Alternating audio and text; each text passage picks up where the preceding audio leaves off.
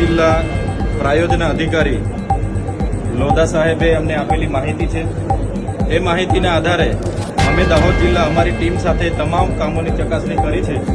ત્યારે 102 કરોડનો ભ્રષ્ટાચાર જે એસપીએલ ડિસ્ટ્રિક્ટ માટે આવે છે, જે સ્પેશિયલ સેન્ટ્રલ આસિસ્ટન્ટ અંતર્ગત 102 કરોડ રૂપિયા દાહોદ જિલ્લાને મળ્યા.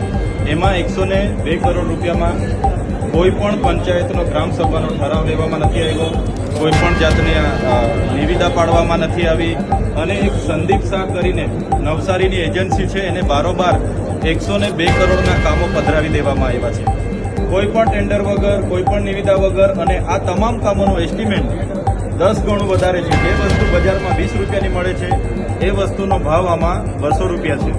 તેવી જ રીતે જે બંધારણની 275 કલમ અંતર્ગત જે 12 કરોડ રૂપિયા દાહોદ જિલ્લાના હતા, તે 12 કરોડ રૂપિયાના દાહોદ જિલ્લા આદર્શ નિવાસી શાળા અને એકલવ્ય મોડલ શાળામાં રિનોવેશન માટે ખર્ચો કરવામાં આવ્યો છે.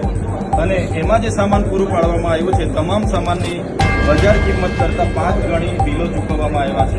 આમાં પણ બહારની એજન્સી છે અને કોઈ પણ જાતના ટેન્ડર કે નિવિદા વગર આ આદિજાતિ મદદનીશ કમિશનરે 12 કરોડ રૂપિયા બારોબાર ચૂકવેલા છે. એટલે આ અધિકારીઓ દ્વારા આપવામાં આવેલી માહિતી છે અને આ ખૂબ મોટું કૌભાંડ છે.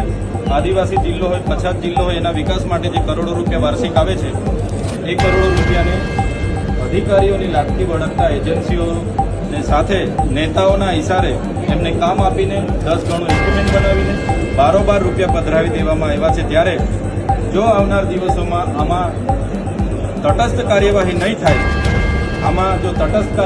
થાય, તો અમારે આવનાર દિવસોમાં ગાંધી ચિંધ્યા માર્ગે આંદોલન પણ કરવા પડશે. અમે આજે પૂરા દાવા સાથે કહીએ છીએ, આ 102 કરોડ રૂપિયાની હમણાં તપાસ કરવામાં આવે તો અમે છાતી ઠોકીને કહીએ છીએ કે તમામ આજે અધિકારીઓ, એજન્સીઓ, અહીંના સ્થાનિક નેતાઓ જેલમાં હશે. અમે દાવા સાથે અને પૂરી એના સાથે કહીએ છીએ કે આની યોગ્ય તપાસ થવી જોઈએ. બધા નેતાઓ અને અધિકારીઓ જેલમાં હશે. લોકોના પ્રશ્ન છે, આદિવાસી સમાજના બજેટના પૈસા છે, છતાંય અહીંના જેટલા પણ આદિવાસી સમાજના નેતાઓ છે, આ નેતાઓ જ આદિવાસી સમાજનું શોષણ કરી રહ્યા છે, એવું અમે સ્પષ્ટ આપના માધ્યમથી કહેવા માંગીએ છીએ.